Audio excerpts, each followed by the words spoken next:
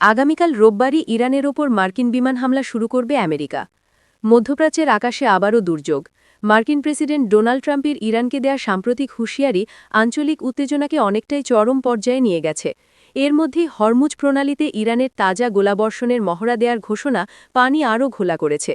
বিভিন্ন প্রতিবেদন অনুযায়ী চলতি সপ্তাহান্তেই দেশ দুটির মধ্যে সামরিক সংঘাত শুরু হওয়ার সম্ভাবনা দেখা দিয়েছে।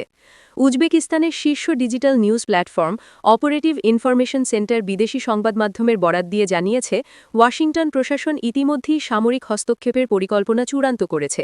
উল্লেখ্য, বর্তমানে উজবেকিস্তানে উল্লেখযোগ্য সংখ্যক মার্কিন সেনা অবস্থান করছে। অপারেটিভ ইনফরমেশন সেন্টারের প্রতিবেদনে বলা হয়েছে, রোববারই ইরানের ওপর মার্কিন বিমান হামলা শুরু হতে পারে। সূত্রমতে, ট্রাম্প প্রশাসন তাদের একজন আঞ্চলিক মিত্রকে সম্ভাব্য এই হামলার বিষয়ে ইতিমধ্যেই অবহিত করেছে। ধারণা করা হচ্ছে, বিষয়টি ইসরায়েলকে জানানো হয়েছে। এই অভিযানের মূল লক্ষ্য শুধু ইরানের পারমাণবিক বা ক্ষেপণাস্ত্র কর্মসূচি বন্ধ করা নয়, বরং দেশটিতে শাসন ব্যবস্থার পরিবর্তন আনা। একজন সাবেক গোয়েন্দা কর্মকর্তার মতে, হামলার লক্ষ্যবস্তুর তালিকায় ইরানের রাজনৈতিক নেতৃত্ব, সামরিক স্থাপনা এবং কৌশলগত অবকাঠামো প্রকল্পগুলো রয়েছে। হরমুজ প্রণালীতে ইরানের সামরিক মহড়ার প্রেক্ষাপটে মার্কিন সেন্ট্রাল কমান্ড তেহরানকে কঠোর সতর্কবার্তা দিয়েছে।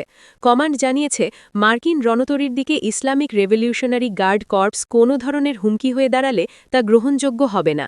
আন্তর্জাতিক নৌ চলাচলের স্বাধীনতা রক্ষায় প্রেসিডেন্ট ডোনাল্ড ট্রাম্প স্পষ্ট করে বলেছেন, ইরানের সঙ্গে চুক্তি না হলে তার পরিণতি হবে ভয়াবহ। তিনি জানান, বিমানবাহী রণতরী আব্রাহাম লিঙ্কনের নেতৃত্বে একটি বিশাল নৌবহর পারস্য উপসাগরে রয়েছে এবং যে কোনো মুহূর্তে অপারেশনের জন্য প্রস্তুত। ট্রাম্পের দাবি অনুযায়ী, এই সামরিক শক্তি ভেনেজুয়েলা উপকূলে পাঠানো আগের শক্তির চেয়েও অনেক বেশি শক্তিশালী ও বিশাল। যুক্তরাষ্ট্রের এই হুমকির পাল্টা জবাব দিয়েছে ইরানও। ইরানি নেতার উপদেষ্টা আলী শামাখানি জানিয়েছেন, যে কোনো ধরনের আগ্রাসন চালানো হলে তেহরানের প্রতিক্রিয়া হবে চূড়ান্ত। এই পাল্টা হামলা জায়নবাদী শাসিত ইসরায়েলের অভ্যন্তরেও আঘাত হানবে। শামাখানি উল্লেখ করেন, তারা শত্রুর পরিকল্পনা সম্পর্কে অবগত এবং তাদের নিষ্ক্রিয় করতে কৌশলগত পয়েন্টগুলোতে আঘাত করা হবে।